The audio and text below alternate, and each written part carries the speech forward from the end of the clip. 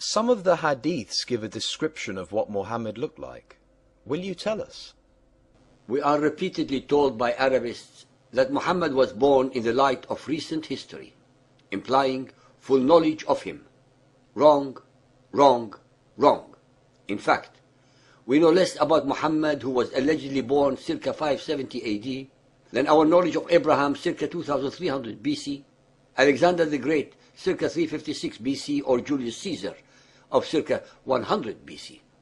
His early life and his life in general were not documented, because the Arabs of his days were steeped in ignorance, superstition, and illiteracy, with very little knowledge of writing or even the materials to use thereof. Nomadic or semi-nomadic people cannot create a civilization, especially in an arid and desolate land such as found in the Arabian desert. So-called believers and unbelievers, be aware that the only, and I repeat, the only stories that we have handed down to humanity are the one-sided, unsubstantiated, uncorroborated, inauthentic, and unrecorded oral traditions that were concocted by the tens of thousands over a period of 300 years after Muhammad's death. All that we have emanates from the self-serving Islamic sources, invariably legendary, mythical, and contradictory, none of which are primary or even secondary.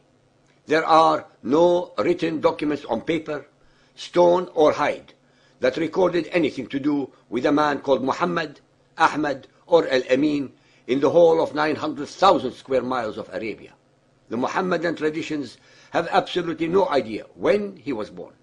All we have in them is that he was born in the year of the elephant without any actual date given. Since he was not born to one of the important families of the Quraysh, we should not be surprised at all for the total lack of any facts about his date of birth or the progress of his childhood. We, of course, have an enormous number of invented and regurgitated stories, mostly miraculous, about Muhammad's birth, childhood, manhood, and characteristics. Although Muhammad in his Quran repeatedly and clearly asserted that he was only an ordinary and fallible human being, albeit inspired by Allah, it is amazing and intellectually incomprehensible how his later followers over the subsequent 3 centuries attributed to him, among other stunning characteristics, the dogma of sinlessness called Isma', contrary to their Quran that asserts otherwise. His attributes are comparable to those given to Allah: merciful, compassionate, generous, forgiving, brave, truthful, loyal, loving, trustworthy, genius, prophetic, just, moral, etc., etc.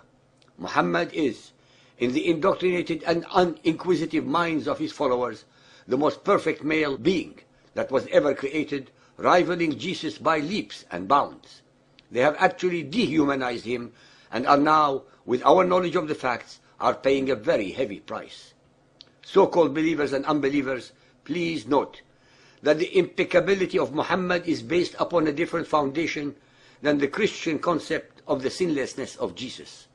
Muhammad's impeccability is asserted for the purpose of establishing the validity of his revelations only, his Quran. Jesus' sinlessness, on the other hand, is the corollary of the affirmation of his divinity. As all of you, our listeners, have found out through 205 chapters so far, Muhammad was actually the exact opposite of what his followers metamorphosed him to be. He was, as we have repeatedly and clearly demonstrated, a compulsive liar, a serial rapist and sexual predator, a coward, a psychopathic, hate-mongering aggressor, a pathological deceiver and betrayer of trust, a creature who was totally devoid of any mercy or compassion, and a megalomaniac to boot. We have addressed and proven each and every which one of the above characteristics based entirely upon the very Arabic of the Quran, hadith, and tradition passed on to us by his followers. Ladies and gentlemen, the very first complete biography of Muhammad was actually put on paper at least 150 years after his death by the incredible Ibn Ishaq in his monumental and detailed Sirat Rasulullah, or the life of the Messenger of Allah, as translated by Alfred Guillaume. In fact, this book, which is available, should be a must-read by any of you who wants to know in detail Muhammad's demonic characteristics passed on to us not by an enemy of Muhammad or Islam, but in Arabic by one of his most ardent and loyal followers. So much so that many modern Muhammadan apologists try to do their best to cast him as a liar or untrustworthy. The usual accusations made by Muhammadans whenever one is telling the truth or facts about Muhammad's unsavory characteristics.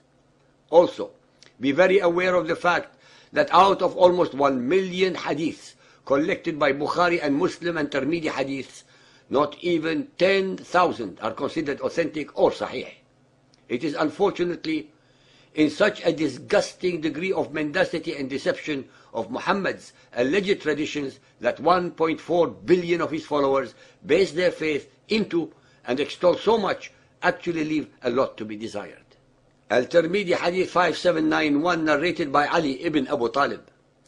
When Ali described the Prophet, he said, he was neither very tall nor excessively short, but was a man of medium size. He had neither very curly nor flowing hair, but a mixture of both. He was not obese. He did not have a very round face, but it was so to some extent. He was reddish white. He had wide black eyes and long eyelashes. He had protruding joints and shoulder blades. He was not hairy, but had some hair on his chest. And the palms of his hands and his feet were calloused. When he walked, he raised his feet as though he were walking on a slope. When he turned around, he turned completely. Between his shoulders was the seal of prophecy, and he was the seal of the prophets. He had a finer chest than anyone else, was truer in utterance than anyone else, had the gentlest nature and the noblest tribe. Those who saw him suddenly stood in awe of him, and those who shared his acquaintanceship loved him. Those who described him said they had never seen anyone like him before or since. If you Google Muhammad's characteristics, you will read the most astounding attributes about Muhammad that were ever bestowed on any human being in recorded history. I shall read from one of their sites without referencing the sources, so as not to interrupt the avalanche and cascades of attributes regaling Muhammad, although we have each and every one of these references available. Bismillah, Assalamu alaikum. The following is the description of the physical characteristics and attributes of the best of creation, our most beloved Prophet Muhammad, peace and blessings of Allah be upon him. He had the most radiant coloring, deep black eyes which were wide set and had a sort of red tint to them, long eyelashes, a bright complexion, an aquiline nose, and a gap between his front teeth. His face was round with a wide brow, and he had a thick beard which reached his chest. His chest and abdomen were of equal size. He was broad-chested with broad shoulders. He had large bones, large arms, thick palms and soles, long fingers, fair skin, and fine hair from the chest to the navel. He was neither tall nor short, but between the two. In spite of that, no tall person who walked with the Prophet seemed taller than him. His hair was neither curly nor straight. When he laughed and his blessed teeth showed, it was like a flash of lightning, or they seemed as white as hailstones. When he spoke, it was like light issuing from between his teeth. He had a well-formed neck, neither broad nor fat. He had a compact body which was not fleshy. Abu Hurairah said, I have not seen anything more beautiful than the Messenger of Allah.